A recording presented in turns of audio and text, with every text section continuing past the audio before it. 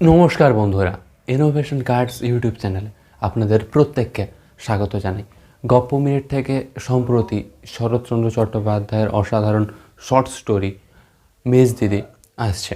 এই গল্পে মেজ দিদি এই চরিত্রে দেখতে চলেছি সুদীপ্তা চক্রবর্তীকে। সুদীপ্তা চক্রবর্তীকে প্রথম গপ্প মিনিট থেকে আসছে। গপ্প মিনিট থেকে এর আগেও আমরা বেশ কিছু অভিনেতা অভিনেত্রীদেরকে দেখেছি। অনন্যা চক্রবর্তী, অপরাজিতা আড্ডাও, দিতিপ্রিয়া রয়, খুবই ট্যালেন্টেড একজন আর্টিস্ট সুদীপ্তা চক্রবর্তী। সুদীপ্তা চক্রবর্তী এর আগে বেশ কিছু সিনেমা, ওয়েব সিরিজ এবং বিশেষ করে থিয়েটার, বাংলা থিয়েটার, তো সেখানে কাজ করেছে এবং যথেষ্ট ট্যালেন্টেড।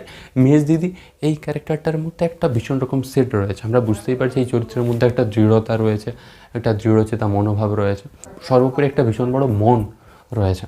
মেজ দিদি এই সিনেমাটা যদি আমরা দেখি, সেখানে দেবশ্রী রায় এই চরিত্রে অভিনয় করেছে। শরৎচন্দ্র চট্টোপাধ্যায়েরই যখনই লেখা হয়, লালু হোক বা যে কোনো গল্প যখনই শর্ট স্টোরি হয়, তো সেই গল্পের মধ্যে গল্পটা হতে পারে শর্ট ইন লেন্থ, বাট তার যে ইম্প্যাক্টটা সেটা ভীষণ বড় হয়।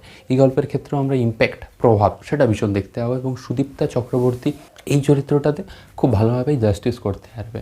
এই চরিত্রে আমরা অনন্যা চক্রবর্তী কিংবা অপরাজিতা আড্ডা এই দুজনের যে কাউকে দেখতে পেতাম, কিন্তু তাদের দুজনকে কাউকেই আমরা দেখলাম না। আমরা নতুন একটা মুখ সুদীপ্তা চক্রবর্তীকে দেখলাম। যখনই কোনো একটা চরিত্র করে, সেখানে নিজস্ব একটা ছাপ খুব ভালোভাবেই রেখে যেতে পারে। আমরা পাপিয়া চক্রবর্তীকে দেখব, সে টুনি এবং টুনির মা এই দুটো ক্যারেক্টারে অভিনয় করছে, অর্থাৎ একটা বাচ্চা এবং তার মা, তো দুটো ক্যারেক্টারই সে অভিনয় করছে। আবার সমাপন মিশ্র, তাকেও আমরা দেখতে চলেছি, ছোট ছেলেটা, তো সেই চরিত্রে সে অভিনয় করবে। তো গল্পটা অনবদ্য হতে চলেছে, ছোট একটা গল্প।